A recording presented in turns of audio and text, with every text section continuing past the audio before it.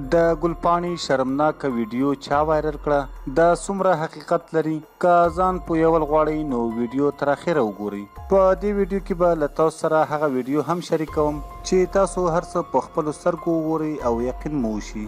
ګلپاڼه چې د پښتو ژبې مشهوره سندرغاړې ده او تاسو ټول به یې خامخا پیژنئ. له څو ورځو نه د هغې باره کې په سوشل میډیا داسې تصویران اپلوډ کیږي چې ټول وایي ګلپاڼې غلط کارونه شروع کړي دي او غلط کارونو ته یې ملا تړلې ده او په ثبوت کې څه تصویران هم شیر کوي. کله چې موږ معلومات وکړ او سرچ مو وکړ نو موږ ته یو تریخ حقیقت مخته راغی. که نن سبا موږ او تاسو وګورو که د یو چا له بل کس سره ورانه وي نو د هغه د بربادۍ هر قسمه هڅه او کوشش کوي او هره کمزوري د هغه انسان راوچتوي او خلکو ته یې ورښایي. همداسې کار له ګلپاڼې سره هم شوی دی.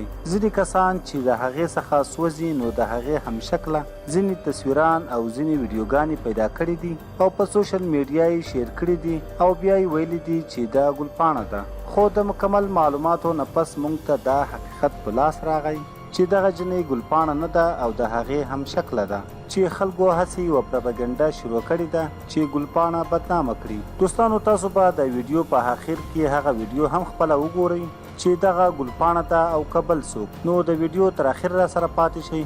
قدرمنو که ګلپاڼه هر څه وي که سندرغاړې وي او یا هر څه کارونه کوي هغه خپل کار دی، خو په یو چا باندې داسې الزامونه لګول او د هغې غلط تصویرونه جوړول او بیا یې په سوشل میډیا شیر کول ډیر غلط او ناروا کار دی.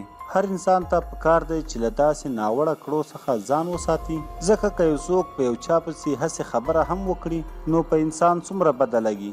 نو دا سندرغاړي هم انسانان دي، سینه کې زړه لري او خامخا به خفه کیږي او زړه ته به یې تکلیف رسي چې خلک داسې دروغ خبرونه پسې جوړوي. نو د یو مسلمان په حیثیت موږ او تاسو باید د هیڅ چا زړه ته هم څه تکلیف ونه رسوو او د هر انسان خیال وساتو.